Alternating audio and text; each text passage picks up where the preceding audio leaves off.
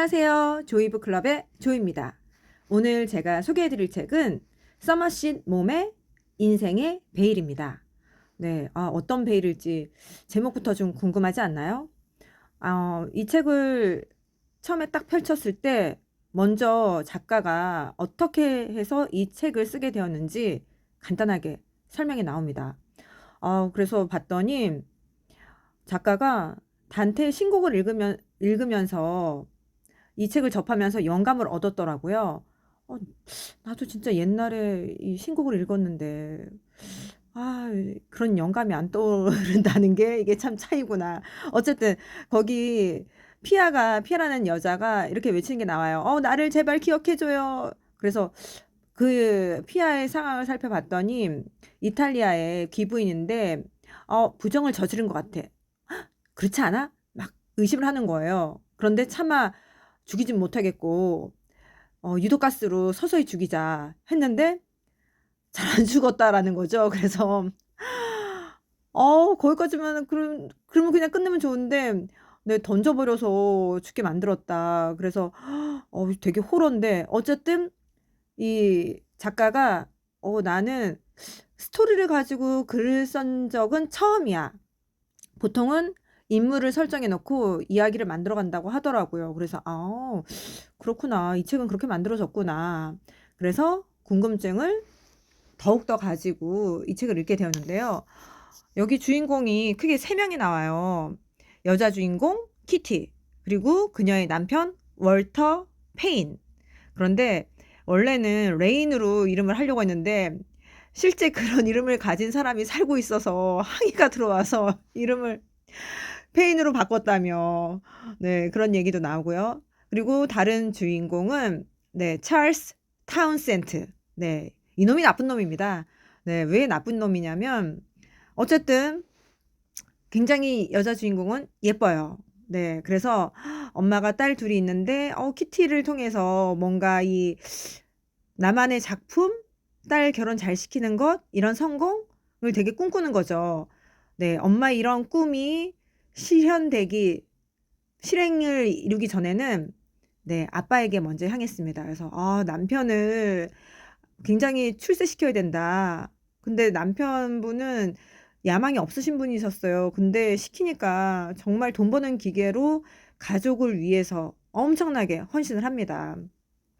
그래서 이 옛날에 쓰여진 책인데도 지금도 이 돈 버는 기계라는 그 표현이 지금 가정에서도 왕왕 쓰잖아요. 그래서 내가 돈 버는 기계야!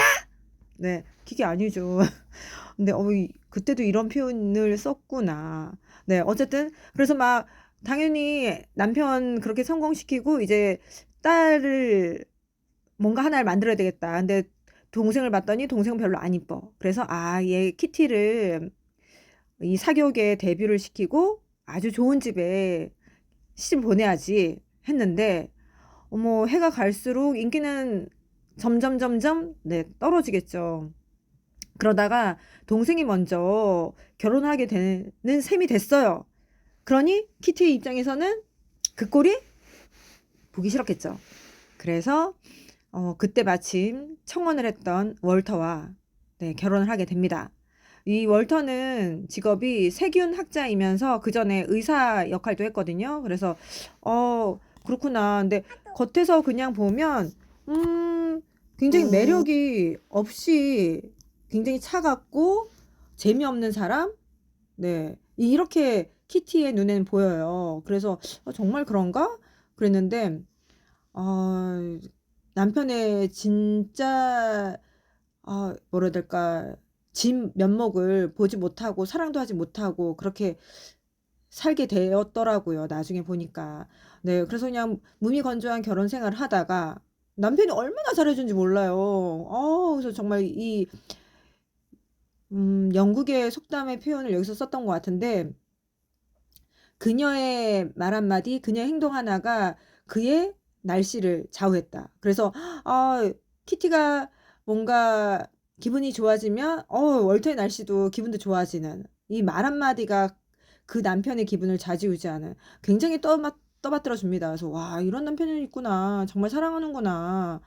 그래서 우리 흔히 남자가 사랑하면 결혼 생활이 평탄하다. 근데 여자가 막 좋아서 매달려서 결혼하면 피곤하다. 이런 얘기를 많이 하는데, 어쩌면 이 타운센트를 만나기 전에 만나지 않았다면 그렇게 됐을 수도 있을 것 같아요. 어쨌든, 그런 그렇게 생활하다가 이제 남편을 따라서 영국이 아닌, 네, 홍콩으로 가게 됩니다.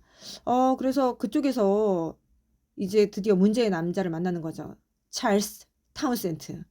근데 이 남자는 그 보바리 부인에서 보면은 이 엠마를 꼬시기 위해서 접근하는 그 순간부터 나중에 이 여자가 어떻게 되는지 이 고민하는 아주 나쁜 놈하고 똑같아요. 그래서 그냥 정말 키티를 엄청 사랑하는 것처럼 네, 표현을 하지만 실질적으로는 그냥 정부처럼만 네, 그냥 뭐라 해야 될까?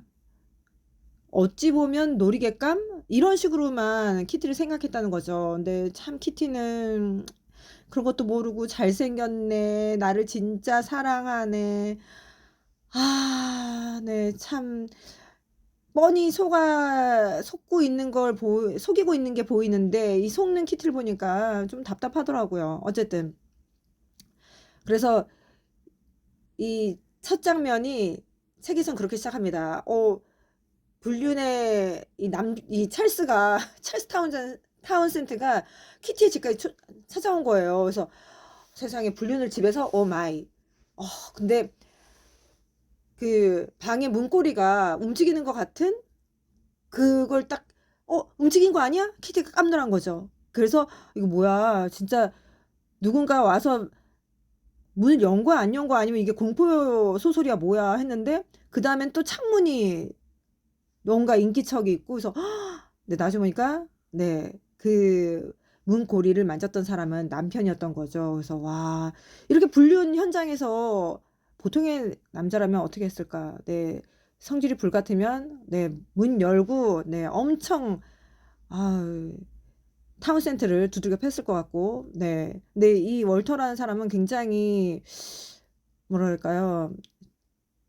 침착하고 배려가 많고 생각도 많고 그래서 그렇게 했을 때 그 후폭풍을 생각을 해서 심증과 물증이 있지만 네, 그 자리를 비켜갑니다. 그래서 와, 근데 이걸 또 타운센트는 야, 얘 어떻게 못할 거야. 걱정하지 마. 이런 식으로 하는데 막 우기 올라오더라고요. 어쨌든 이제 현실을 직시해라 라는 차원에서 월터가 제시를 합니다.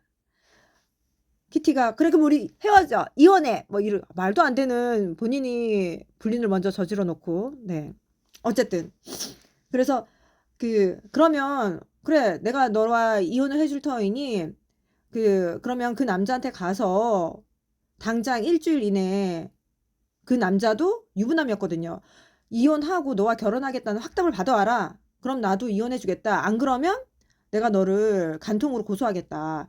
그랬거든요. 그래서 키티가 의기양양, 약간의 불안, 또 조금 있었던 것 같은데, 네, 가서 얘기했을 때, 네, 타운센트의 반응은, 뭐, 그걸 또, 나는 내 와이프와 이혼할 수 없다.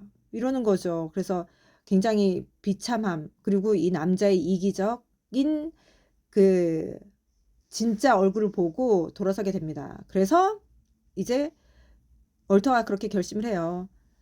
나와 같이 콜레라가 창궐하는 지역으로 가서 네, 나는 이제 세균학자로서 거기서 그 일을 해야 된다. 너도 같이 가자. 그러니까 키티 입장에서는 지금 나 가서 거기 죽이라는 거야? 나 죽으라는 거야? 콜레라 거기 창궐하는데 나한테 지금 왜 그러는 거야? 야, 이 사람 무서운 사람이네. 막 이렇게 얘기가 나와요. 그런데 참 인생은 뜻하지 않게 오히려 그곳에서 키티는 이게 사람이 살고 죽고 모든 이 매 순간순간마다 인간이 참 더덥구나. 그리고 그곳에서 헌신하는 수녀님들 보면서 아, 나도 봉사하고 싶다. 그러면서 정말로 내가 쓸모있는 사람이구나. 기존에 내가 살아왔던 방식과는 너무나 다르구나. 그래서 굉장히 성숙해지거든요. 그래서 이렇게 이제 키티가 진실되게 찐으로 변화가 됐는데, 이게 찐을 또 월터는 알아보지 못합니다. 그래서 참 이 엇갈리는 운명? 그러다가 이제 키티가 네, 임신을 한다는 걸 알게 됩니다. 그래서 이게 참 급속도로 이야기가 진행이 되는데, 남편이 물어보죠. 네냐 아니냐. 근데 이 키티가 차마 거짓말을 못하는 상황이 되었기 때문에, 옛날의 키티였다면 뻔뻔하게 거짓말을 했을 수도 있었을 텐데, 그래서 솔직하게 모르겠다. 아, 네, 참 이 모르는 상황이 정말 황당하죠. 네, 얘기를 합니다. 그래서 이 월터가 굉장히 중국에서 봉사하면서 그곳의 아이들을 굉장히 예뻐라 하는데, 자기 자식이 생기면 얼마나 예뻐해 주겠습니까? 수녀들도 그런 얘기를 막 하는데, 와, 내가 남자 입장이라면 정말 빡칠 것 같아요. 아닌 아이가 태어난다라는 거잖아요. 내 아이가 아닌. 와. 그래서 그래도 그렇게는 하지 말지? 네, 콜레라 이 세균전에서 실험을 한다라는 명목하에 균을 자기에게 투여하는 거죠. 근데 이 이야기는 뒤에서 나오는데, 어쨌든 해서 먼저 죽어서, 이 죽는 장면에서 키티가 기존에는, 야, 사람이 이렇게 죽어가는 이 상황에서 내가 불륜을 했다고 해가지고 그게 뭐가 중요하냐? 근데 이것도 좀 웃기지 않아요? 잘못한 건 잘못한 거지. 용서를 안 구하고 뻗팅기다가 그 중요하지 않아 뭐 이런 식으로. 그러다가 막판에 이제 월터가 죽어갈 때 용서해 달라고 내 사랑 이렇게 고백을 합니다. 그래서 야, 그래서 참 그렇게 죽는 월터도 참 그렇고, 어쨌든 죽어가면서 그런 얘기를 해요. 죽은 건 걔였다. 그래서 이게 뭔 멍소리지? 그랬는데, 네, 그 에피소드가 하나 있더라고요. 그게 무슨 뜻인지 아냐? 워딩턴이었나? 네, 그 사람한테 물어보니까 어, 어떤 남자가 강아지를 사랑해서 자기가 키우는데, 그 개가 그 남자를 물어버려가지고 사람들이 이제 큰일 났다. 저 남자 이제 죽겠네 했는데, 네, 사람은 멀쩡하고 개가 죽었다. 네, 그래서 그냥 제가 생각하기에는 불륜을 저지른 이 키티가 고통스러워하고 이제 인생 끝났다 생각할 수 있겠지만, 실질적으로는 키티는 굉장히 성숙해지고 살아가고, 내가 죽는구나. 죽은 건 걔였다. 이런 맥락이지 않았을까? 네. 그런 생각을 하게 되었고요. 그런가 하면은 이 부부의 삶도 참 그렇지만, 이 키티의 엄마 아빠의 삶도 너무 쇼킹했던 게, 엄마가 맨 끝에 이리저리 해가지고 네 죽게 됩니다.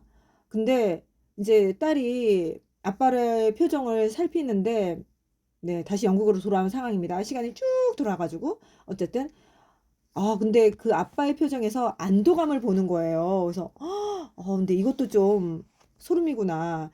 그동안 30년으로 제가 결혼하는데, 엄마에게 얼마나, 와이프에게 얼마나 쪼달리며 쪼이며 살았기에 이제야 비로소 자유다, 안도감을 느끼게 되었을까. 그래서 참 부부 관계라는 게, 네, 부부 생활이라는 게, 네, 영화나 드라마에서 뭐 항상 아름답고 이쁜 것만 나오는 게 아니구나.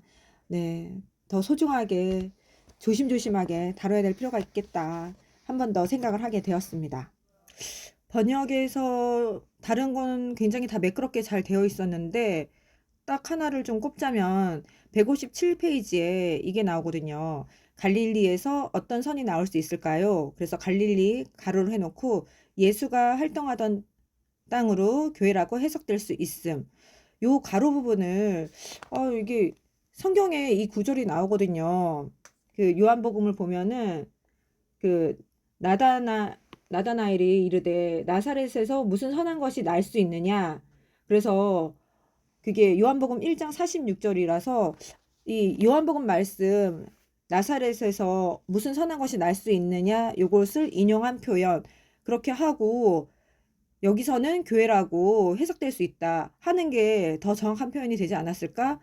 이 성경적인 맥락에서는 그 메시아가 베들레헴에서 난다. 그래서 예수님이 이 당시에 고향이 나사렛이기 때문에 갈릴리의 한 남서쪽이었던 것 같은데 그 지역이 나사렛이에요. 그래서 야 예수님 그렇게 뭐 얘기하는데 거기 그 지역은 그 구약에서 베들레헴에서 난다고 했는데 아니잖아. 그럼 뭐 대단하게 나오겠니? 이런 맥락에서 이제 그런 표현을 많이 쓰는데 조금 이걸 세부적으로 나눠서 했다면 더 좋지 않았을까?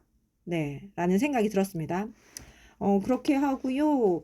저는 어쨌든 인생의 베일은 정말 그냥 아름다움만 추구하고 편안함만 추구하고 예쁜 것 이러니까 음, 좀 미성숙했던 키티가 결혼하고 그 콜레라 지역 창궐하는 그 지역 중국 땅에 가서 봉사하고 성숙해지는 그 과정 그리고 참 용서를 구하게 되는 네. 그래서 다시 또 홍콩에 왔을 때 좀 뭐라 해야 될까요? 이 찰스 타운센트하고 안 엮였으면 좋겠다 싶었는데 아, 네, 또 엮여요. 그게 정말 나쁜 나쁜 놈. 네, 찰스. 근데 그럼에도 불구하고 그게 인간의 모습인 거죠. 굉장히 나약하고 머리는 아닌데 이게 또 실수하게 되고 그래서 바로 그 자리를 떠나버리려는 표를 빨리 끊고 떠나는 키티의 모습에 그래도 한 줄기 희망의 빛을 봤습니다. 제가 이 책 속에서 꼽은 문장은 몇 개가 있는데 그 중에 한 문장을 고르자면 바로 이 문장입니다. 고통으로 가득한 세상에 잠깐 머물렀다 가는 신세로도 모자라 자신을 고문하다니 인간은 얼마나 딱한 존재인가. 네, 참 이 남편의 모습인 거죠. 네, 그래서 참 씁쓸했습니다. 시간이 길진 않지만 정말 잠깐 머물렀다 가는 인생일 수도 있지만 있는 그 순간만은 인생의 베일에서 사랑과 네, 기쁨, 용서가 더 많으면 좋겠다라는 메시지를 가지고 있는 책이었어요. 네, 지금까지 서머신 몸의 인생의 베일을 살펴보았습니다. 책이 궁금할 땐 클럽으로 오세요. 조이북 클럽.